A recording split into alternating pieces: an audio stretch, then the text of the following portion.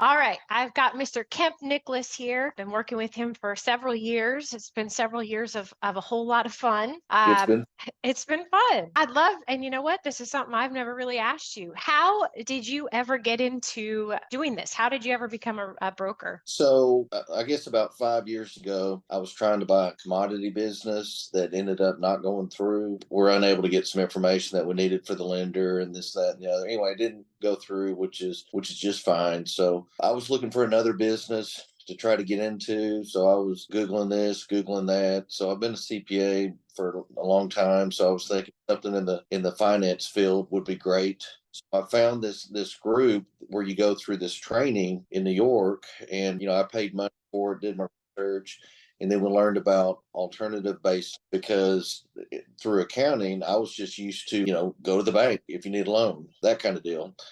Have a long relationship with the bank, long standing business, that kind of deal, and then go get a line of credit or a real estate loan. So I learned about all these different kinds of loans, like, unsecured funding, business credit cards at 0% interest for a certain time period, monetizing those for money, which I come to you for everything on that. And then all this fix and flip. I wasn't really familiar with the flip business and learned about some programs that on the purchase they would do anywhere from 75 to, in some cases, up to 100% of the purchase and 100% of the rehab. I wasn't aware of those kind of loans. And then merchant cash advances, SBA loans, converting your rollover IRA into a rollover business startup, and you can use that for businesses. And I've never heard of that before at that time, and it had been around for 30 years. So I found that very interesting and chose to make a career out of it.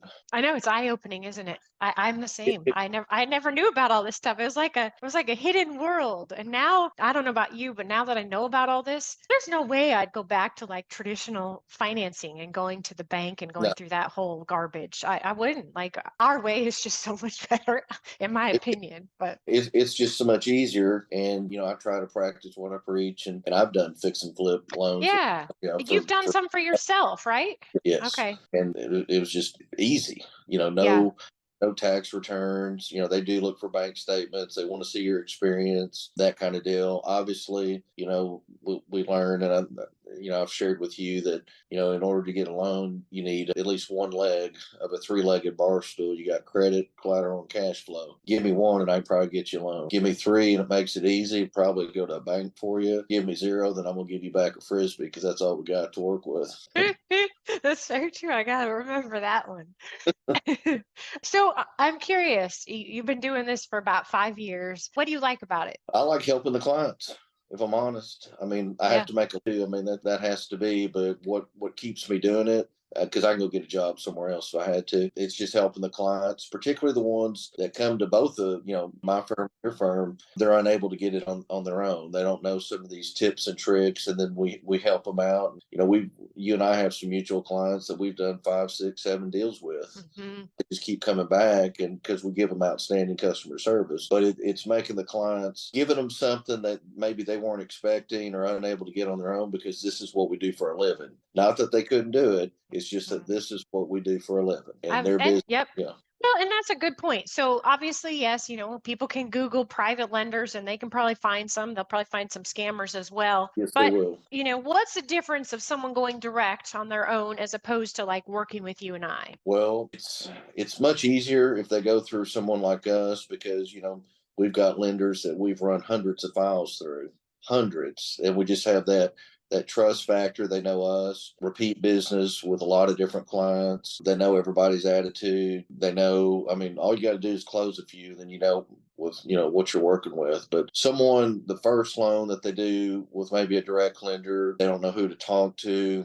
And we've had a lot of experiences, lenders that like where you don't get any feedback from them if you don't do the volume of business that we do with them. But it's like you just wait forever. These lenders that get paid based on success, commissions, like if they close a loan and we're putting that volume with them, I think there's a little bit of advantage of going through us, the speed, and Hmm. let exactly what they need. We tell them up front if it's going to be a go or not. You Yep. know, short of an appraisal coming in bad that was unexpected, we normally know if it's going to go or not. Yeah, no, I agree. And you did hit a good point, because I feel like when working with us, granted, yes, there's some lenders that are a little slower, but in general, for fix and flip and DSCR, we're Bad. fast. Like you and I both have the lenders on our cell phones. We're texting, we're getting answers. Yeah, Whereas if you're just Joe Schmo off the street and you go through one of these lenders that don't know you, you're put at the bottom of their list, and they'll be slow. There's no urgency. You certainly aren't going to have their cell phone number, and no, it's frustrating, I would imagine, and then you're not going to like the process. exactly. And you know this as well as I do. Our lenders, not all of them, and I really try not to take advantage, but sometimes we have stuff going on into the weekend, so they'll actually text back on the Hmm. week while moving. So that's worth a lot. How it is between Thanksgiving and January the 2nd. A lot of the lenders we get to hear about holidays and vacation. Then in January we get to hear about they're backed up due to the holidays, and we get tired of hearing that. But other than that, it should be fast. We can do fix and flip if the stars align. Documents are pushing around fast enough. We can do them in a few days. I think 3 days. I think 3 days is about as fast as we can do. But a typical fix and flip, 10 business days. Hmm. Maybe DSCR 3 to 4 weeks, depending. But it all depends on how fast the document flow is. I mean, we have some folks, as you know, that you just beg for the information and beg, and they're the ones that are in a hurry. Then you have some that are in a hurry, but they actually fire it back to you pretty quick. So that's what we need. Speed of the doc flow. Absolutely. So, a lot of people have no idea what a private lender even is. I mean, I get asked all the time. People think that it's like I know some rich guy that just like strokes me checks for clients. That's Yeah. not really the reality of the private lenders we work with. I mean, how would you describe what our private lenders are, and how are they different from the banks? Well, let me tell you what they're not. The biggest Okay. misconception that I get all the time, and the last time was, I mean, I get it a couple times a week, but the last time was a couple days ago from a referral, actually a referral lender or residential lender. And so he's like, well, why do they need FICO and experience? I thought you're dealing with a private lender. And there's a huge misconception. So yes, most private lenders, most of them, like for what we do on fix and flip, they don't care about your tax returns. They don't care where you come up with the down payment money. Absolutely do not care, just as long as it's there on the day of close and you can show it on a cut-off bank statement or some kind of view where they can see it. But the big misconception is they want some information.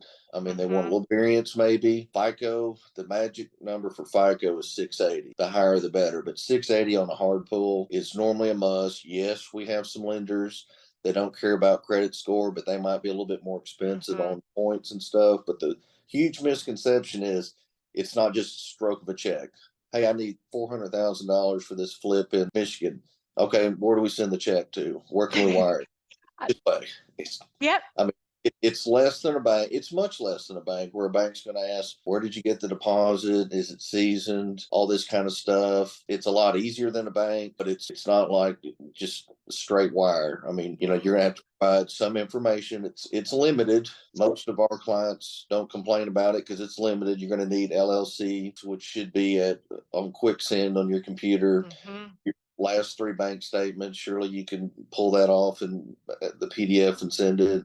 IRS EIN letter, your basic budget, what you think it's going to cost to do the flip, that kind of deal. Yeah. Now, so the good thing about flip, we've got some amazing lenders on that. And if this is your first one, and this assumes that the project makes sense, because they will look at the project, they'll do 75% loan on the purchase price and 100% of the rehab. And what that means is, and all of our seasoned flippers know this, they might do $10,000 worth of work, then they need some money. They call the lender sends out an inspector. Hmm. Then they compare the work that was done on site to the budget, and then they wire them a reimbursement. So that's generally takes 3 to 5 business days. If they've done 3 flips in the last 3 years, or bought one, did a rehab to it, and rented, just as long as they've done 3 where it needed some rehab, then we can go to 85%. Hmm. Let me step back one. If you've done 1 flip in the last 3 years, you can go to 80. So that's still really, now we do have one lender that specializes in fix and flip. If you've done 5 of them in the last 2 years, they'll go 90% of the purchase, 100% of the rehab. So that's very little skin in the game for our client. Hmm.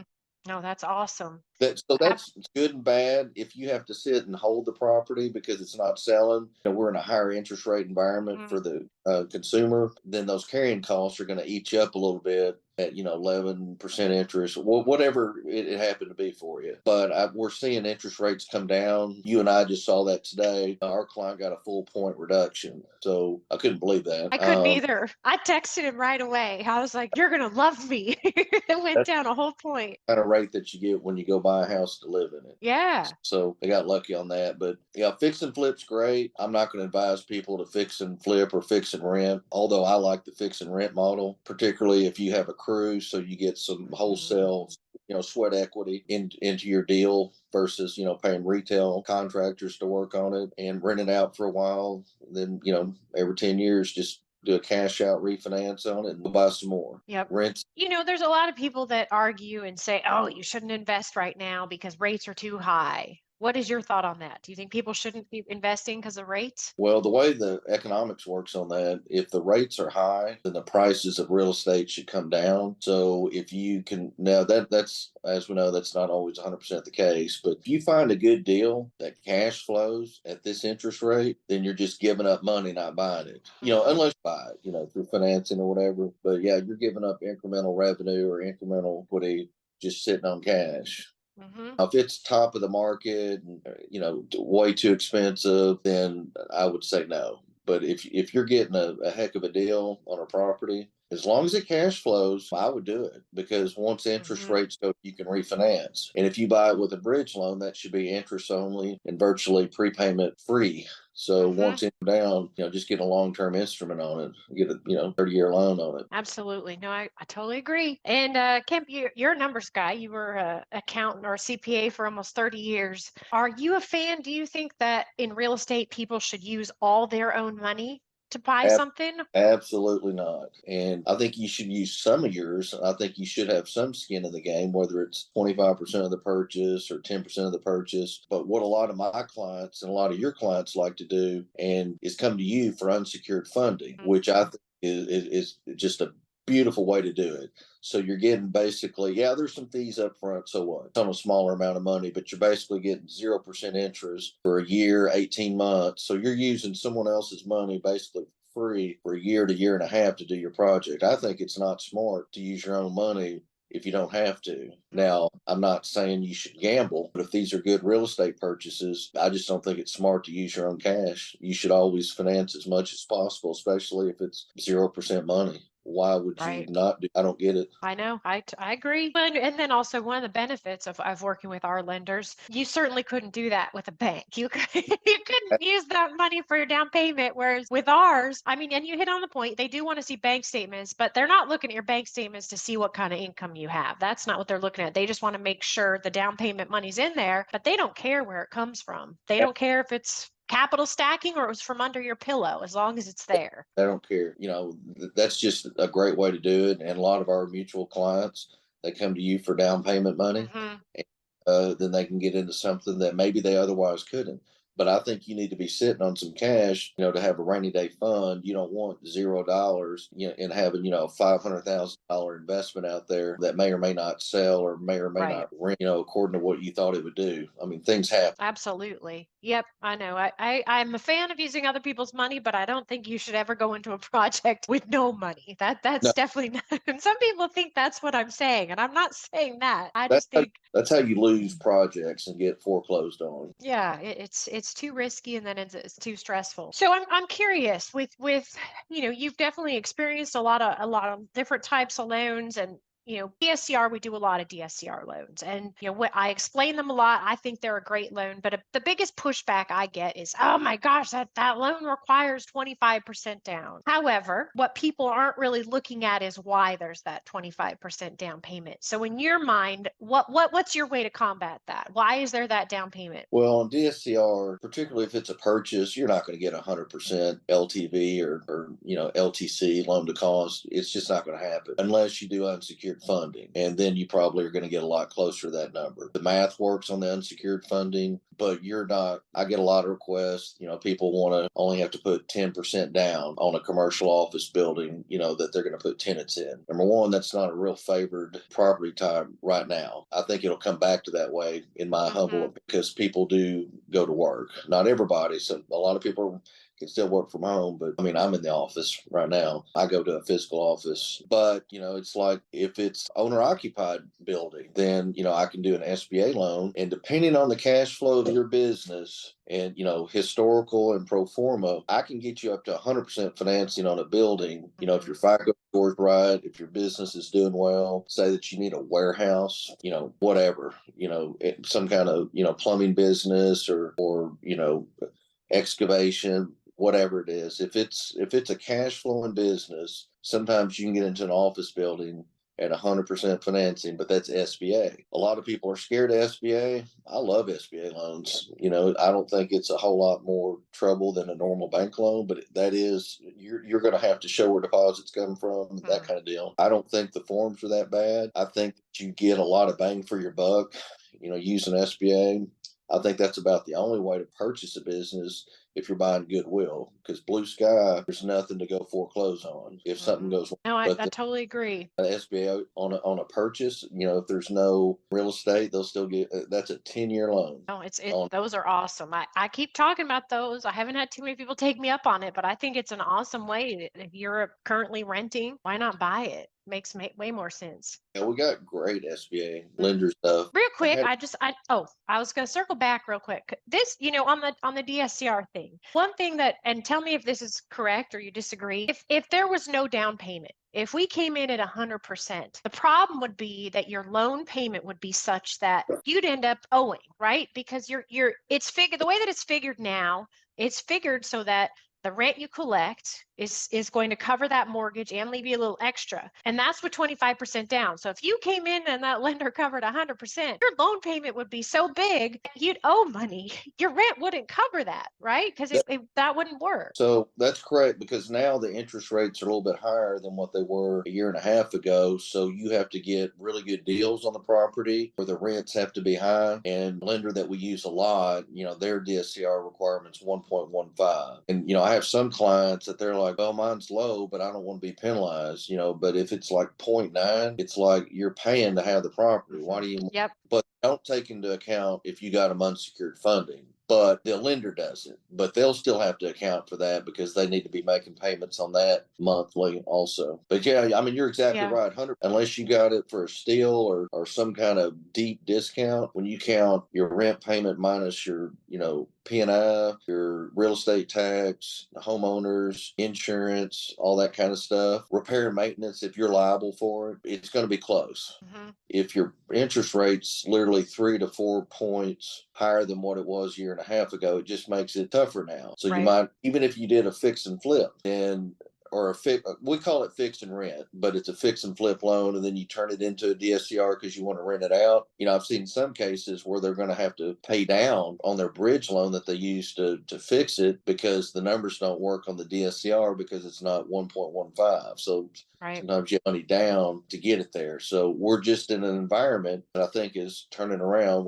I'm not an economist. I'm not telling you what to do with interest rates, but we think that I think the consensus is that interest rates are going to go down this year. That'll make some DSCR requirements a little bit easier. Well, and what's funny is, people complain that there's the 25% down payment. However, if you compare our lenders to the bank's DSCR requirements are 1.5 to 2. So you'd have to make an even bigger down payment if you went to the bank. So, for all those naysayers, oh, it's a big down payment. Go ahead, try it at the bank, and then you'll really come running back, because 25% is nothing compared to what theirs will be. So we've dealt with clients, some for 5 years, and a lot of people, like what you do, the business funding, what a lot of clients, they're always in a hurry, right? So you can't get there until you start. But I think that you should start the, business funding, the business credit, trying to do that as early as possible, because as soon as you know it, then all of a sudden you've got it. You're able to get it immediately for some, but then it builds after that. Just as long as you make payments and everything's kosher, then you get more offers, more this, more that. I think that's smart in any business to go ahead and start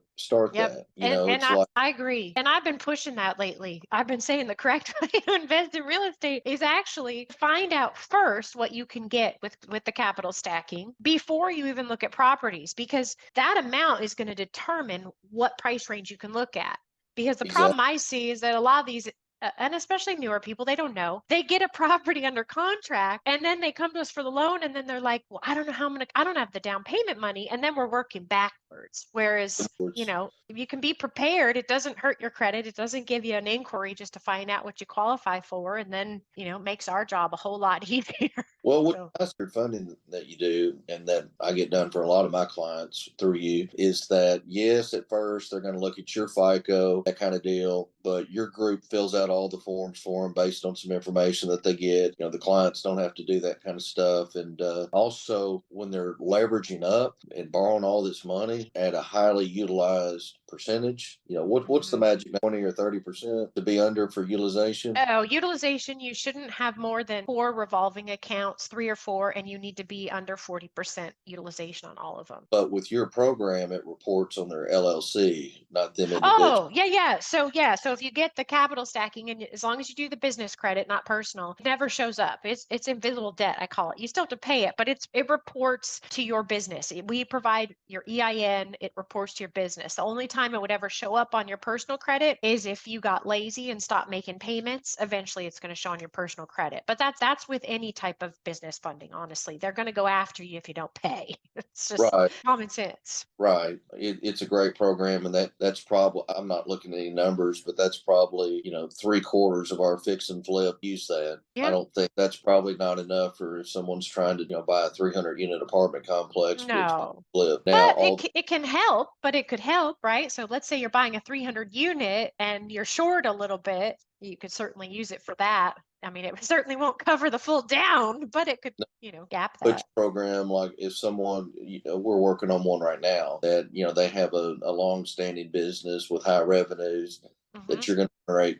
quite a bit of unsecured funding from. We don't get, or I don't get those very often, but anyway, they'll be able to get a higher dollar amount, just Absolutely. because of the revenue-based funding. Yep, and then that's a big difference there. I got a fun one for you.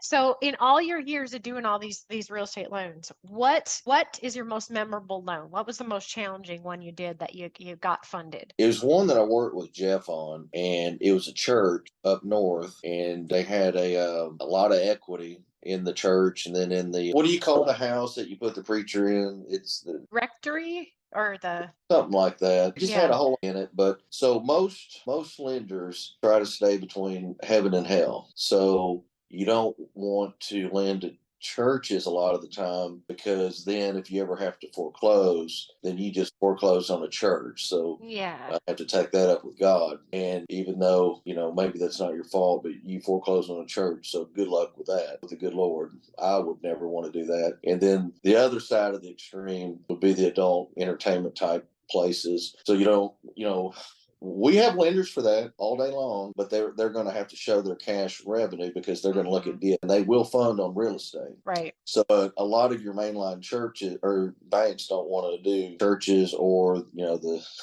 strip clubs, because that's Yeah. just not politically correct for them. No. We have lenders for it, but to answer your question, it was a church that was in bankruptcy. Their bank decided that they didn't want to do churches anymore. So they put them they had to go to a hard money situation that was too much. The rate was too high. And obviously a church's revenues are donations from the congregation. Right. They were having problems with this hard money lender. So they came to us, and we worked on it for a while. I mean, I went through the main church lenders that you would go through if you search the internet, but the bankruptcy, man, it's a church, and then they're in bankruptcy. And then they were in the area that was really bad affected during COVID. And so a lot of the members weren't going to church, right? And so just the worst case situation. So we had it for a while. I don't know, Jeff, I'd have to ask him. I think we had it for maybe 2 years. Okay. Nobody was biting on that loan. I mean, we both just scaled the universe for church lenders, and then we found one, and they did a bond offering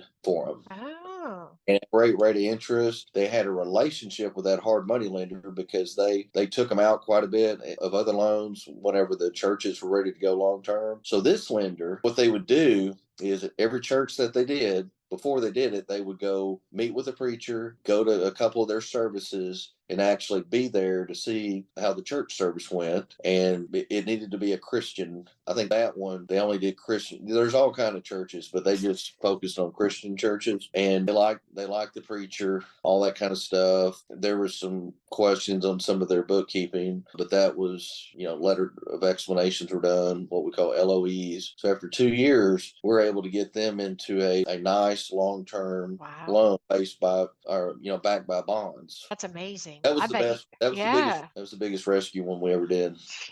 That's a tough one. Yeah, I'm curious. Go ahead. We spent so much time on it. It was just like, but if I have it in the pipeline and it's just having problems because we can't find the right lender, I keep it. And then a lot of times, that property might still be available and that client might still want it or do something with it. Maybe we get a new like that one and it fits the bill. Whenever we get new lenders, we look at, what their wheelhouses are, see what makes them special, why are they unique? And then I go through my files to see if we have any that are, put on ice for a while, waiting on some kind of bailout or some kind of lender. And that was one of them. So that's probably the best one we've ever done. Oh, that's a crazy one. But it brought up another point, something I've never talked about, but I think it's worth talking about is bond offerings. Like what even are they and when would they be a good thing to utilize? So, we all work with Jeff and he's program. It's not fast though. Bond offerings aren't fast. So that's not, you don't want to do that if you've got a month to get into a property, but he's got one that specializes in hospitality, multifamily, anything that can be assigned like a user fee, which pay part of the bond. But that one takes a while. It's good for assisted living facilities, also student housing, which I really like. I think that's a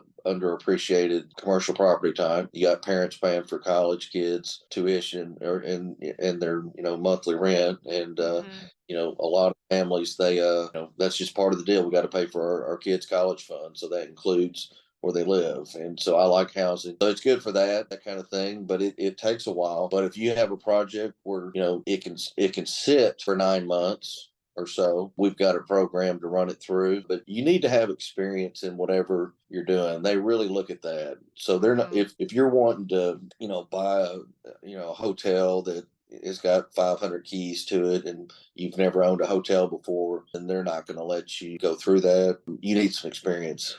And I think you want experience before you do something like that. At least partner with someone else on something else to get that kind of experience. And having a management company doesn't always just satisfy that. No, I agree. But And what sizes? Like, is that like, what would you say, what size projects would be like minimum size on a bond offering? I would say 5 to 50 million. Yeah, no, it's a great alternative. I'll be honest. In those, for some of those clients, it's a good fit. If you're not in a hurry, and a lot of our most successful clients are ones that don't mind sitting on property for a while to see an area, maybe they own something in the area that's regentrifying. So they just, they've just got it to sit and until you change, maybe until a major highway, comes through there. And all of a sudden, well, we need to put a gas station there. That kind of deal. So, the clients that have the most doors seem to be the ones that are just that they don't have to sell something, the second they have a profit in it. They just, we're going to hold on to that for a while and just wait and see what happens. But it's good for the investor that's got a 9 month to a year where they're able to sit on it. Now we were looking at one, multiple partners on it. I was included. It was going to be a student housing, but the problem with that one was because of the time period, there was, I forget, probably 5 or 6 different landowners in a major city downtown close to a university. They already had a little bit of student housing, like very little, but some. So it was there, but they're wanting to buy 5 or 6 more 10 parcels, I think, from 5 or 6 different owners. And some of those parcels were passed down to these folks, through, estates and stuff. And there were some that were trying to sell it quick and some that weren't. But the problem is it was all together in a downtown area. And if for some reason, if you weren't able to buy 1 or 2 of those parcels, it would have just killed the whole thing. And the bond program being 9 months to a year, it's just too much risk. It's Yeah. only have, so it's not good for that. It's good for something that can sit for a while. Yeah. Someone that's doesn't have to sell something in the next 30 days. Sure. Is a program you can virtually get in for very little down, but it has to be the right kind of property, and you have to Right. have adequate experience in that, Mhm. asset class. Absolutely. You have done some flips yourself and you've done the lending side as well. So, if you were to give new real estate investors some advice, what would that be? Build business credit. We ran into one of those last week, one that came through your pipeline. So build business credit. Don't just, try to have no credit cards and always pay cash, because that's getting you into a situation of being able to buy new properties. It would be to have a reliable construction crew, and contractors, they're just like anybody else. They're going to want to work for the people that give them the most work, and, where it's consistent. Find a group that you can trust and hopefully do a lot of business with. Do your research on the property. I mean, have a good realtor in the area tell you what the comps are. Don't try to figure it out yourself. Mm. Establish a relationship with a realtor in the area that you're working with, so that you can do some, business with them, maybe even some repeat business. And my least favorite is, it's like we're getting this great deal, and then you look at the population of it, and it's like 750 people. It's the population you're trying to do that in. Private lenders, that misconception. They don't. You got a few that'll do them, but most of them think about, well, what if we have to foreclose on the property? This town's got 750 people in it, and it's next to a bunch of farmland. Which nothing wrong with. I mean, that would be wonderful to live in a place like that, instead of a major, metropolitan area where it takes an hour to go anywhere. But what they look at is, if we have to foreclose on this property, what's the days on market going to be? What is our target audience to sell this property to? So if you're going to do rural, I mean, maybe Airbnb, but even at that, it's just like, it's tough. I would stay in more populated areas that have a lot of data for you to look at, so you can Mhm. see Yep, agreed. Because that's something we run into a lot. Those rural ones. every week. Absolutely. Well, and that you hit on something else.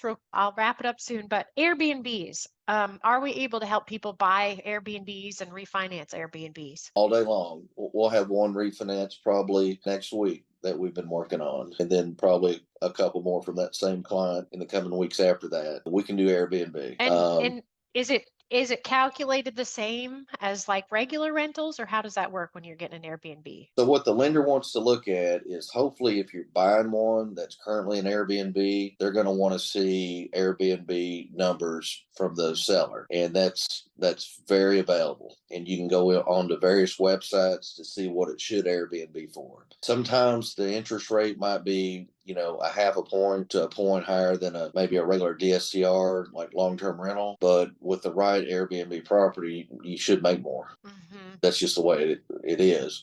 Yep. Now, if you're going to explore into being an Airbnb owner, you better watch out. It's all about your ratings. So you want to make sure that, proper pest control.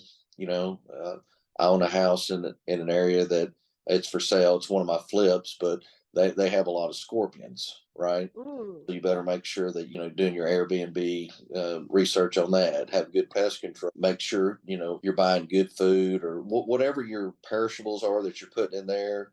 Put in some great towels, great pillows. It's all about the ratings. If someone goes there and the cleaning person didn't clean, then Oh. you're going to suffer for that. And once you get bad ratings, it just seems to stay. Yep. So do your research.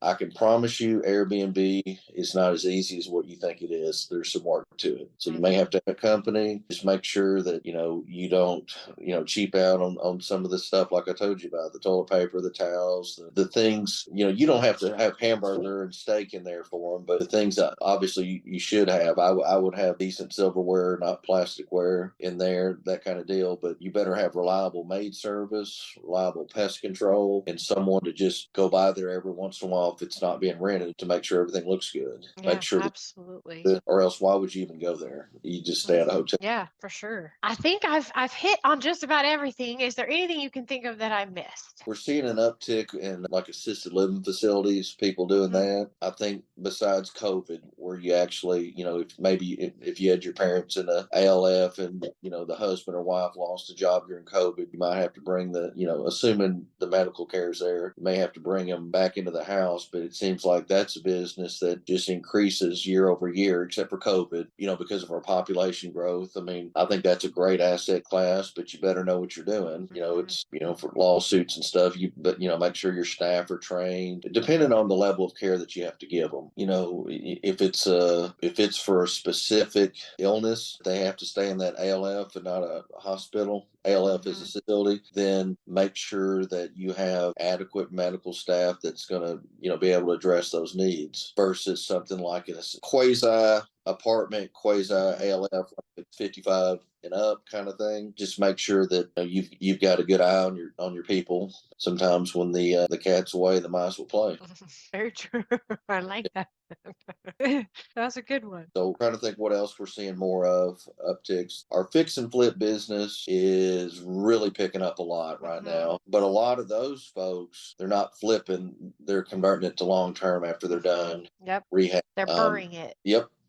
So that's been I gotta interrupt you real quick with the Burr method. I will never forget this. This was a few years ago when Burr was not the catchphrase, and I'll never forget. I had someone talking to me about it, and I didn't know what the hell they were talking about. And I was texting you, and I'm like, "Imp, what's the Burr method?" And you're like, "I ain't got no clue. What the hell's that?" I remember you were like, "Are they cold?" It was really funny because you didn't know what it was either. But now it's like such a common term. But I remember back then I was like texting you, like, "You got to help me out. This person's asking me if I know about the Burr method," and I was totally lost what it was. It's always a new buzzword. So it used to be OPM, other people's money, right? And normally, if someone says, we're OPM and da da da da da, we've got $13, and so we're going to use other people's money, then a lot of times they're not going to have the gunpowder to do it, even with funding. So the magic number is 680 or above on FICO, and then so the buzzword went from OPM. What's the other one? Infinite returns.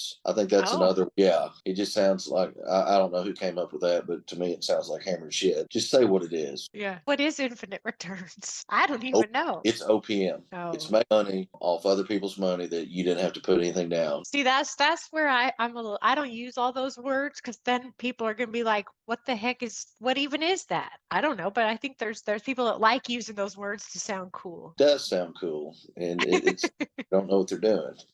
In my firm, we use the KISS principle: keep it simple, stupid. It works best. I agree, and I think we do that with a lot of real estate deals. Yeah, that's what makes it better. It really shouldn't be that complicated. Now, I'm going to tell you, I don't know, most deals that they'll say, "Oh, we got hair on the deal." If it's real estate, there's always hair, and if you don't know what it is, you just hadn't looked hard enough. There's always hair. Maybe it had fire. Maybe there's a foundation problem. Maybe there's an asset class right next door that's not favorable to what you're trying to do. It could be anything. Yeah, no, totally agree. Every time. A lot of farming client I've noticed. I think that's because with the farming, which we have, my brother-in-law's a farmer, but I think if you're a farmer, when I first started this business, I thought I was going to be able to help him with different things, but farming, and I'm glad that they have it. There's just so many government programs for farmers and stuff like that, which I'm very glad, but I've never done anything with farming other than someone's tax return. I was in public accounting. So, but the assisted living's coming up, the multifamily, I particularly like, and this is me, and I'm not a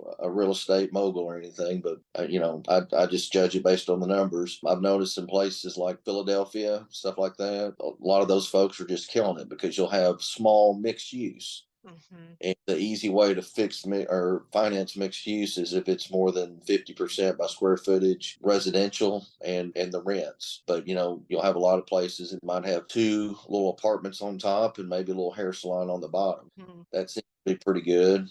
I like 15 to 20 unit multifamily. That seems to be a good number. It's easier to get into than some of these 500 unit apartment complexes. We've got great lenders for that. The private lenders, we've got some you can get in for 20% down on the multifamily if the numbers make sense. Right. And then we can do HUD loans, but from my experience, a HUD loan is better on a refinance, not really on a ground up construction. And then if they want to leverage up, we can get them up to 90, maybe 95% leverage, assuming it works. You know, the rents, what the market rents are, and they're going to go by market rent. They know what that is. You get PACE financing, and that's not that tough. You know, that do some energy efficient stuff. Maybe it could be in the concrete that you pour for the building and the parking. It could be in the windows. It doesn't mean that you're putting those solar pads on every shingle up on the top. It's a lot easier than what you might think, but you can leverage up. Right. We've got great PACE lenders. We've got a lot of those PACE lenders that have their own repertoire of lenders that they work with automatically. Mhm. So we can ensure that everybody's, on the same page and has worked together. If I were to do an apartment complex, I would probably use PACE funding so I could leverage more and Yeah. have less partners. Yeah. No, I think that's a great idea. Yeah. Awesome. Well, thank you, Cam.